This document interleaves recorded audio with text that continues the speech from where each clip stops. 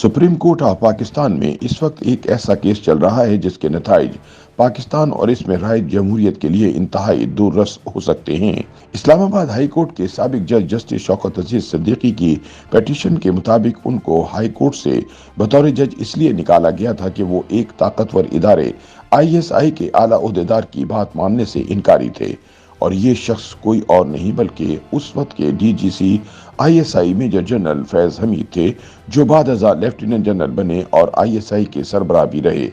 नया दौर की एक रिपोर्ट के मुताबिक जस्टिस शौकत सिद्दीकी का कहना है कि जब वो ये मामला अपने चीफ जस्टिस के पास लेकर गए तो उनकी कोई सुनवाई नहीं हुई। उन्होंने इस हवाले से एक कन्वेंशन में तकरीर कर डाली, जिसकी पादाश में सुप्रीम जुडिशल काउंसिल ने उनके खिलाफ नोटिस लिया और बगैर मुनासिब कार्रवाई के उनको इस्लामाबाद हाई कोर्ट से मिसकंडक्ट के इल्जाम में बरतरफ कर दिया। शौकत सिद्दीकी का दावा है कि जनरल फैज के एक मातहत अफसर ने पहले आकर उनके साथ बदतहजीबी की। जनरल फैज ने जब मुलाकात की तो पहले अपने मातहत अफसर के रवैये की माफ़ी मांगी और फिर ये मुतालबा किया कि नवाज शरीफ के हक में फैसला नहीं आना चाहिए।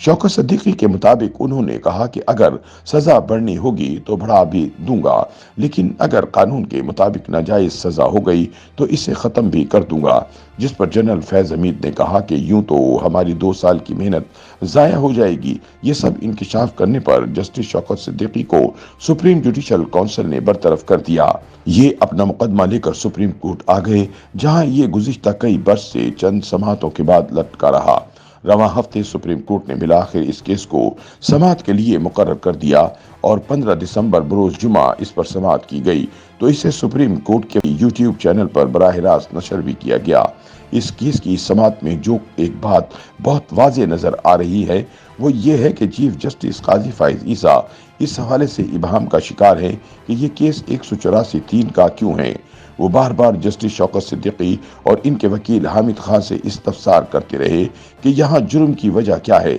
और जुर्म का फायदा किसको हुआ। यहाँ विक्टिम यानी मजलूम तो तय है कि नवाज शरीफ थे और उनको इक़्तिदार से अलहदा करने और अगले इलेक्शन से बाहर रखने की कोशिश थी, लेकिन इसका फायदा किसको हुआ। चीफ जस्टिस काजी फाइज ईसा इस हवाले से भी मखमसे का शिकार नजर आए कि ये केस अवामी अहमियत का हामिल है भी या सिर्फ शौकत सिद्दीकी को अपनी तनख्वाह की फिक्र है, जिसे बहाल करवाने के लिए उन्होंने अदालत का दरवाजा खटखटाया। होना तो ये चाहिए था कि जस्टिस काजी फाइज ईसा को इन 2 सवालात के एक ही दफा में शाफी किस्म के जवाबात दे दिए जाते, जिसके बाद वो कुछ शांति से बैठकर मुकदमे के हकाइक पर समाअत कर पाते। मिसाल के तौर पर उनको अगर साफ जवाब पहले हाथ ही दे दिया जाता कि दरअसल इस सब का फायदा जनरल बाजवा को पहुंचाना,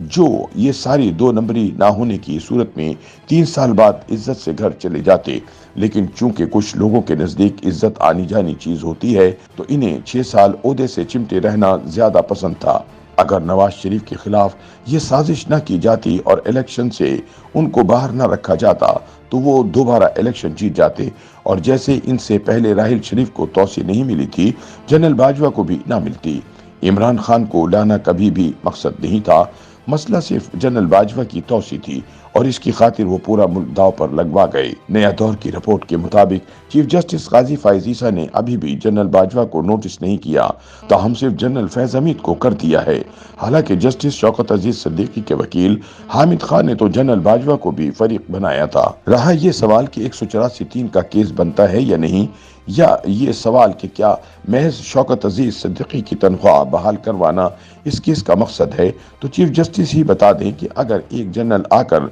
जज को कहे कि फला सियासतदान के खिलाफ फैसला दो और वो जज इनकार कर दे, कुछ अरसे में ये जज हाई कोर्ट का चीफ जस्टिस बनने वाला हो और पेशकश मौजूद हो कि आपको मजीद जल्दी चीफ जस्टिस बनवा देते हैं, लेकिन वो इनकार कर दे, इसकी बेटी का नाम लेकर उसको धमकियां दी जाएं मगर वो इनकार कर दे, 5 साल से इस केस की खातिर अदालत से अपीलें करता फिर रहा हो कि इसे समाअत के लिए मुकर्रर कर दे, मगर अदालत दुबकी बैठी हो, मगर वो ISI चीफ का नाम लेकर मुकदमा चलाने का मुतालबा कर रहा हो, क्या वो वाकई तनख्वाह और पेंशन बहाली के लिए ये सब कुछ कर रहा होता है? और क्या कोई मुकदमा उस वक्त तक अवामी मफाद का मुकदमा ही नहीं होगा जब तक इसमें इमरान खान को फरीक या बेनिफिशरी ना बनाया जाए। کیا یہ عوامی مفاد کا معاملہ کم ہے کہ ایک بوگس ایکسٹینشن کروایا گیا اور اس میں ایک سیاسی جماعت کو زبردستی باہر رکھنے کی سبیل کی گئی تاکہ وہ اقتدار میں نہ آ سکے؟ یہ عوامی مفاد کا معاملہ نہیں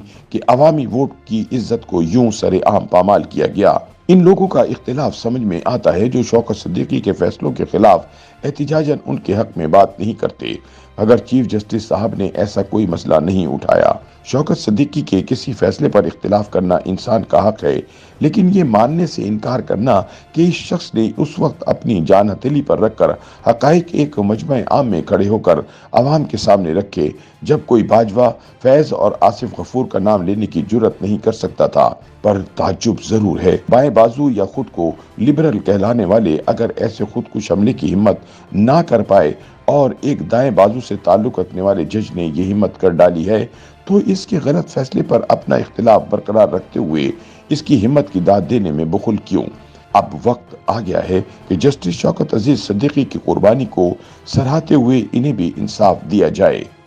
YouTube پر گوگلی نیوز دیکھنے کے لیے youtube.com کی سرچ بار میں googly news T V type کریں۔ گوگلی نیوز کے پیج پر سرخ رنگ کے سبسکرپشن والے بٹن پر کلک کرنا نہ بھولیے۔ YouTube پیج پر اپلوڈ ہونے والی ویڈیوز سے باخبر رہنے کے لیے بیل آئیکن پر کلک کیجیے۔ آپ کو ہر نئی ویڈیو کے بارے میں نوٹیفیکیشن موصول ہو جائے گا۔